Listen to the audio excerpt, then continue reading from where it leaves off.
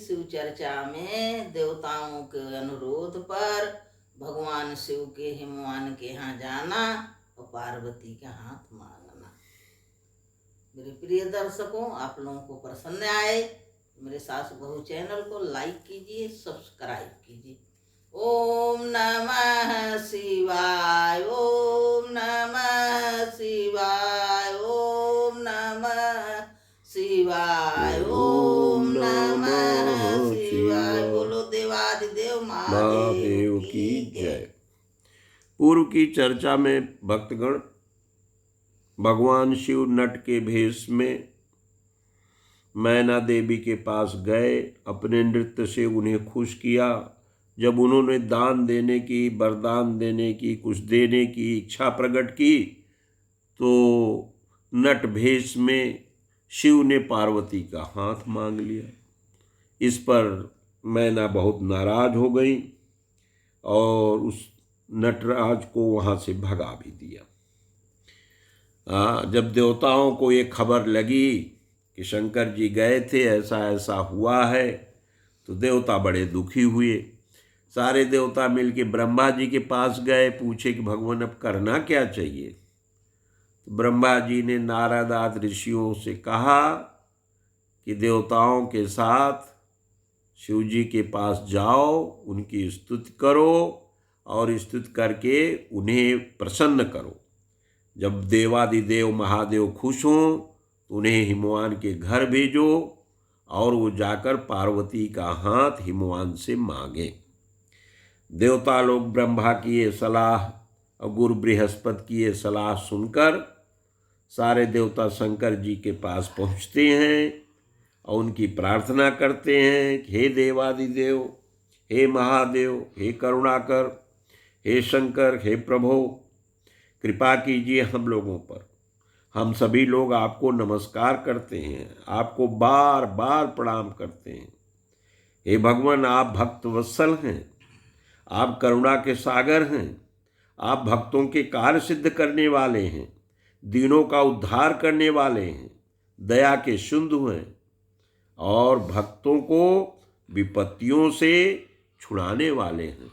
इस प्रकार की अनेक ढंग से देवताओं ने, ऋषियों ने भगवान शिव की जब प्रार्थना की तो भगवान शिव प्रसन्न होकर पूछे कि देवगण, ऋषिगण, आप सबके यहाँ आने का प्रयोजन क्या है। तो सारे देवता मिलकर कहे कि भगवान, हम लोगों की प्रार्थना है कि आप स्वयं जो हिमवान हैं, शिव भक्त हैं, मैना है वे भी शिव भक्त हैं, उनकी पुत्री पार्वती बहुत घनघोर तपस्या की हैं आपको वर के रूप में प्राप्त करने के लिए। हे देवादिदेव, बस यही प्रार्थना है कि आप स्वयं हिमवान से माँ पार्वती का हाथ मांगने उनके यहाँ जाएं। भगवान शंकर जी लीलाधारी, लीलाधारी तुरंत तैयार हो गए। ठीक है, मैं आश्वासन देता हूँ, जाऊँगा जरूर और आप लोग खुशी खुशी अपने अपने देवस्थान को पधारें, जाएं और मैं शीघ्र ही हिमवान के घर पहुँचता हूँ आप लोगों का आदेश सुनकर, प्रार्थना सुनकर। भक्त वत्सल महेश्वर माया के स्वामी हैं, निर्विकार चित्त से सलरहज के यहाँ जा पहुँचे। उस समय गिरिराज हिमवान सभा भवन में अपने बंधु बांधवों के साथ, मैना के साथ, पार्वती आदि के साथ बैठे हुए थे। सदाशिव वहाँ पर पहुँचते हैं। वे एक वैष्णव ब्राह्मण के भेष में थे, हाथ में दंड कमंडल लिए थे, छत्र शरीर पर दिव्य वस्त्र थे, ललाट में उज्ज्वल तिलक था, एक हाथ में स्फटिक की माला धारण किए हुए थे, गले में शालग्राम धारण किए हुए थे, हरिनाम का जाप कर रहे थे बार बार और देखने में साधु वेशधारी ब्राह्मण लगते थे। उन्हें सभा भवन में आया देखकर हिमवान सब परिवार उठ खड़े हुए और उन्हें भूतल पर साष्टांग प्रणाम किया, अतिथि की बहुत सेवा आवभगत की। देवी पार्वती भी वहां बैठी हुई थी। वो ब्राह्मण रूपधारी प्राणेश्वर शिव को पहचान गई।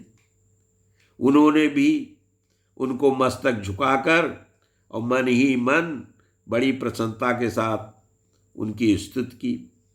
ब्राह्मण रूपधारी शिव ने उन सबको प्रेम पूर्वक आशीर्वाद दिया, किंतु शिवा को सबसे अधिक मनोवांछित शुभाशीर्वाद प्रदान किया। शैलाधिराज हिमवान ने बड़े आदर से उनका पूजन किया और उनको उच्च आसन पर बैठाया। उस ब्राह्मण भेषधारी शिव ने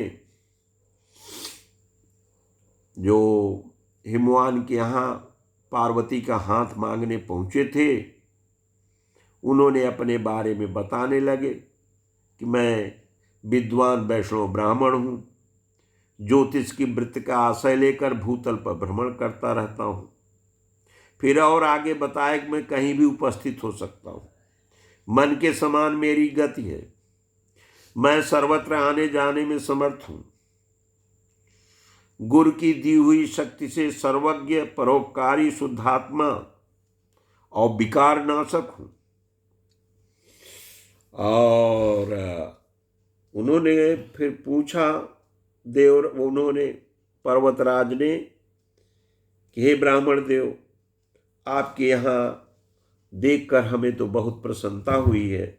यहाँ आने का आदर पूर्वक सादर आप अपना कारण बताइए। महोदय महाराज, आप कैसे पधारे? तो ब्राह्मण भेषधारी शंकर जी कहने लगे कि मुझे ज्ञात हुआ है तुम अपनी इस लक्ष्मी सरीखी सुंदर रूप वाली दिव्य सुलक्षणा अपनी पुत्री को एक आश्रय रहित, एक कुरूप और गुणहीन महादेव जी के नाम वाले किसी अवधूत से इसकी ब्याह करना चाहते हो।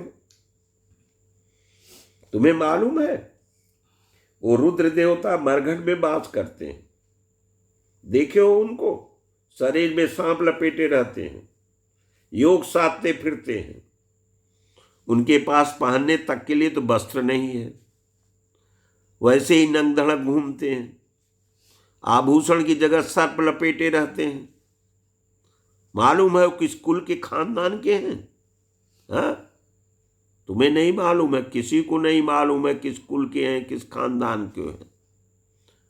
और स्वभावतः वो सारे शरीर में भस्म रमाए रहते हैं और क्रोधी और विवेकी भी हैं।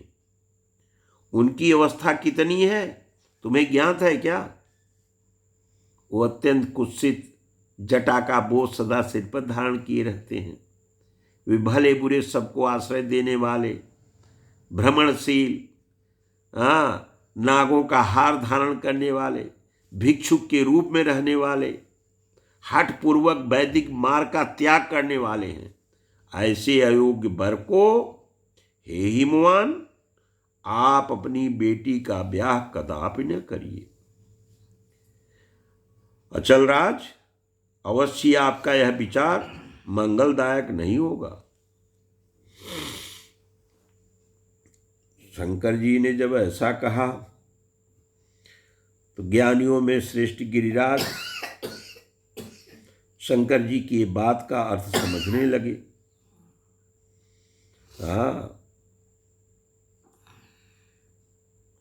शंकर जी ने कहा तुमने अपनी लड़की के लिए जो वर ढूंढ रखा है वह इस योग्य नहीं है उसके हाथ में पार्वती का हाथ दिया जाए।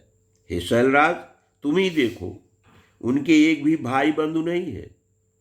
तुम तो बड़े बड़े रत्नों की खान हो, किंतु उनके घर में भूंजी भाग भी नहीं है, वे सर्वदा निर्धन है।